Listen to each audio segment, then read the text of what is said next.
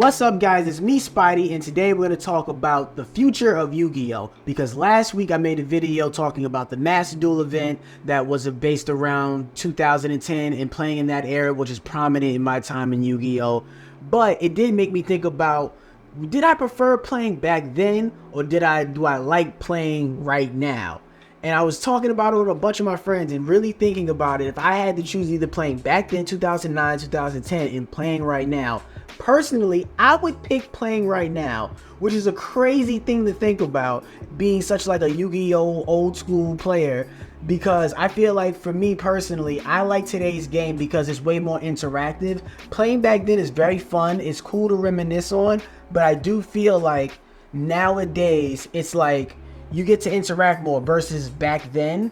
Back then when you played the game, it was just a lot of summon one monster, set 2 trap cards, go, and summon another monster, attack, trap card, alright, I pass, go. Like, you can get really stuck. Like, it was very like swing heavy, and whoever had the bigger swing wins, versus today's game where it's a lot more interactive. I understand the game is way more complex, you have way more different aspects to it, but I do feel like today's version of Yu-Gi-Oh! Maximizes every aspect of Yu-Gi-Oh! And that's one thing that makes the game feel a lot more interactive, because back then a lot of decks were one-dimensional versus now your deck needs to do damn near anything and everything, because you got to be able to get over and work around and combat with what's popular in today's format, which why I wanted to make this video, because when you're thinking about the future of Yu-Gi-Oh! I'm thinking about today in Yu-Gi-Oh! Like right now we're in a tier 0 format with Snake Eyes running the game,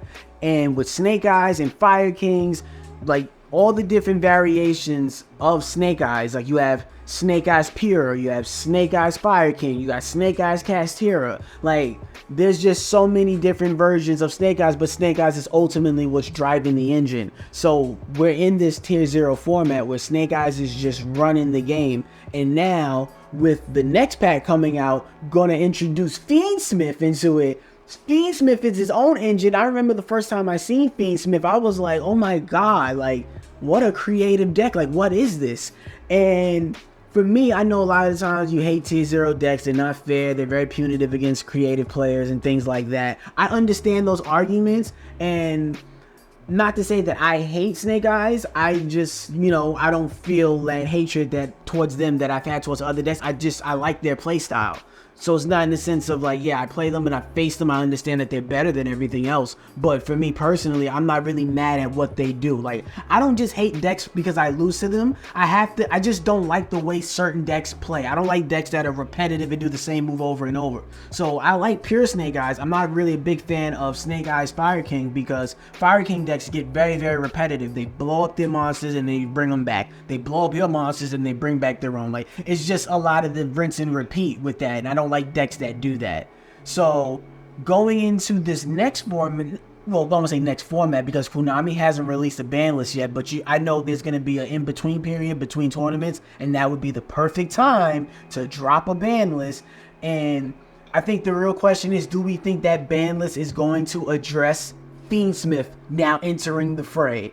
Because I think Fiendsmith will definitely, I mean, there's versions. I just watched a video with like doing like, because Fiendsmith by itself is a 1-card combo, so there's a Fiendsmith with that leads into Snake Eyes Ash, or like there's a Fiendsmith Snake Eyes deck that's like, what, where is this game going?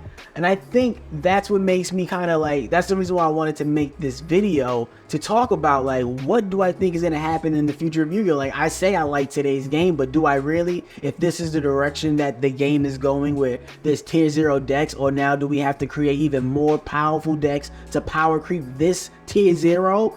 Or is Konami going to do what it takes to step in, make a ban list, and like address these super broken cards, so that way people can play Yu-Gi-Oh! Like, it could be a little bit more fair, you can have a little bit more diversity when it comes to these tournaments. I mean, I've seen stuff about record high numbers coming up to these tournaments in a tier 0 format. That's kind of surprising to me. You would think a tier 0 format would deter players from wanting to play, but it's kind of having the opposite effect. So I think that's one aspect to it. I just really wanted to make this video because I really want to know, what do you guys think?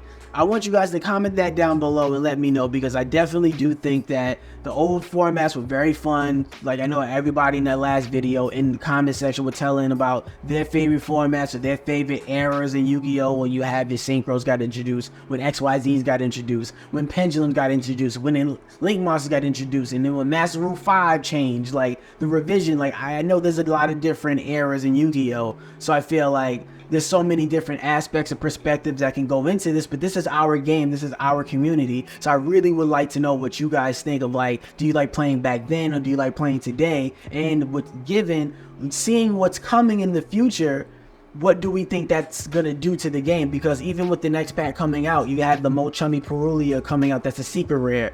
Fiendsmith is gonna be a secret rare, and that's gonna affect the market of what people are able to buy because of the access to even get these cards. You know, even with the last structure pack that came out with Little Knight, and now that's a $100 card. And Little Knight to me is a great card, but like, it's not a card that I would ban. Like, it's not that crazy, but people are only gonna run one of them anyway. So why would I even bother to touch that? So yes, it's an expensive card, but I think that that's fair. It works and everybody can use it. It's not really like an archetype exclusive.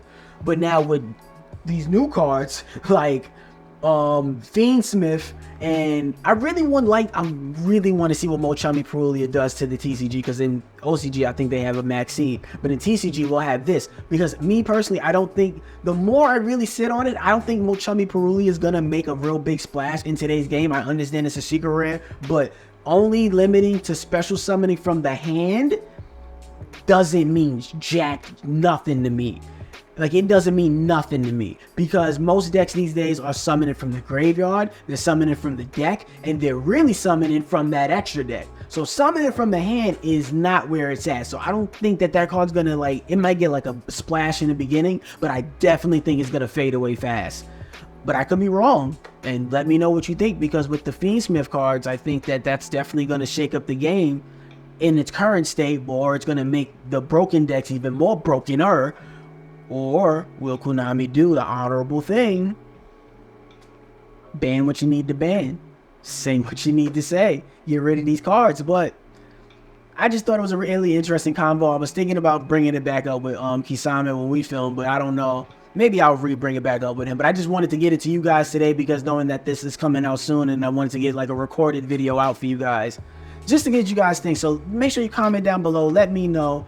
And I know you guys haven't seen some videos, like Kisame didn't upload on Tuesday, he didn't upload on Saturday. I had my video ready, but Kisame said he's uploading this Saturday. He just got really busy with the holiday season. Like, it's been back-to-back holidays, so he's been working extra hard at his job. So that's kind of why you haven't been seeing videos, but we have a few more left in the tank, and then we will be recording again for the next batch of videos. So be on the lookout for that. We're definitely gonna do a video about questions and answers, so start thinking of questions, because that video will be coming probably in like the next 2 to 3 weeks. So be on the lookout for that. It'll probably come in like a week or two. Yeah, be on the lookout for that, so that way we you can ask your questions. Start thinking of them now to get for that video, so that way we'll respond to that. Just want to give you guys that quick update on the channel. Guys, that's what I think. Make sure you comment down below and let me know, what format do you prefer playing in? Old school Yu-Gi-Oh, today's Yu-Gi-Oh, or what do you think is coming in the future Yu-Gi-Oh? Do you think that's going to help promote more players, or is it going to detract and scare away players?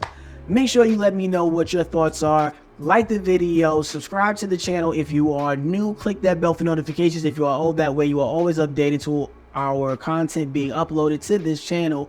Personal accounts, Duel Link IDs, Discord server, in the link down below. Check all those things out. 2 previous videos. See you on Saturday.